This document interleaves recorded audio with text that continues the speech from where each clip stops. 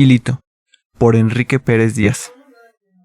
Había una vez una niña que se llamaba... en realidad no conozco su nombre, pero vamos a decirle Hilito. ¿Hilito? Sí, porque era tan delgadita que apenas se podía ver, ni de frente ni de costado. Era muy flaquita, tanto como eso mismo, como un frágil hilito quebradizo como el cristal. Ahora les cuento cómo yo la conocí. El aeropuerto de Caracas, Venezuela, estaba lleno de grandes pantallas junto a las cuales se aglomeraba la gente. Unos veían el fútbol, que si gana España a Francia o Inglaterra a Italia, mientras otros se enteraban del golpe de estado en Paraguay. Y yo, que me sentía perdido entre tanta gente y tantos equipajes que iban y venían, escuché un llanto desconsolado a mis espaldas y entonces vi un enorme oso de peluche que se acercaba caminando, una mochila que parecía flotar en el aire y una maleta de carrito que parecía andar sola. Todo eso cargaba a una niña que al fijarme bien se hizo visible y que iba llorando porque sus padres, quienes de seguro se afanaban con las más tontas noticias, habían dejado olvidada y se les había perdido de vista.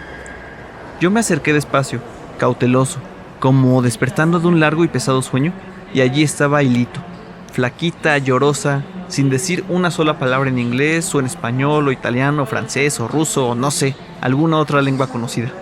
Pues al mirarla bien, vi con sorpresa que sus ojos eran rasgados como las chinas, las japonesas, coreanas o vietnamitas, y tan delgadita como un junco, de esos que en los ríos caudalosos se doblan dóciles al paso del viento y todos juntos entonan un dulce canto a la tarde. Entonces, sin saber qué mejor hacer para consolarla, rebusqué en mis bolsillos, en los compartimentos de mi bolso de mano, y allí encontré precisamente un hilito largo y casi transparente, infinito como una promesa de esperanza y salvación, y se lo extendía a la pobre niña llorosa. Todavía confundida y rajada en lágrimas, Hilito, o bueno, como quiera que se llamara, tomó el otro extremo del hilo y así nos fuimos caminando por el aeropuerto, que era largo como una calle y tan ajeno como a veces suele ser el mundo, aunque esté lleno de gente, o precisamente, y sobre todo, cuando más lleno de gente puede estar. Hilito iba caminando asustada, seria, con cara de pocos amigos, pero al menos ya no lloraba, y por momentos levantaba hacia mí sus ojos confiados. Creo que pensó que yo era una especie de puente para ella. Anduvimos mucho rato por pasillos y más pasillos, galerías, salones de personas adormiladas junto a sus equipajes, y ya perdíamos nuestras esperanzas cuando, al fin, en una vuelta entre varias tiendas llenas de mirones, nos encontramos con dos pares de ojos rasgados que también se veían muy llorosos y por supuesto culpables. Huelga decir que eran los padres de Hilito, la pobre niñita delgaducha y flacucha que se había hecho invisible hasta para ellos, que sin dudas la querían tanto. Thank you, gracias por devolvernos a nuestra hija. Solo era lo que podían decir ellos. Y entonces me contaron su historia en un raro inglés. Resulta que los papás de Hilito eran reporteros del diario más importante entre los más conocidos, lo cual a mí me pareció nada sobresaliente, pero en fin, cubría noticias en cualquier sitio del mundo donde ocurriera algo trascendente de qué hablar, ya fueran guerras, golpes de estado, bombardeos, pactos para firmar la paz, declaraciones de nuevas guerras o nuevos pactos para acabar con las contiendas bélicas.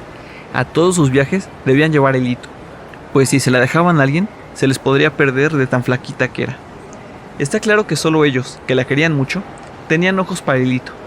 Solo ellos sabían ver su risa, sentir su llanto, descubrir el dibujo de su ilusión o la noche triste en sus ojos negros como el tiempo. Hilito les acompañaba en sus viajes por el mundo y eso los obligaba a ir, todo el tiempo, de aeropuerto en aeropuerto. Entonces, para mi sorpresa, fue muy grande al escuchar decir: ella es nuestro sol radiante, por eso la llamamos Hilito de luz. Claro, en otro idioma. Acogida por el calor de sus padres, pude ver Hilito alejarse, como una avecilla indefensa, hacia el infinito y más allá, con tal de escapar al fin de aquel aeropuerto enorme y lleno de personas apuradas y distantes. Y luego, conmigo, solo quedó un fino y transparente hilo que todavía guardo mientras escribo este cuento. Desde aquella vez, siempre llevo un hilito escondido. Quizás el frágil hilo de mis recuerdos que teme tropezarse con alguna hilito, flaquita, delgaducha y casi transparente, perdida y llorosa, en alguno de los a veces poco amables rincones de este mundo.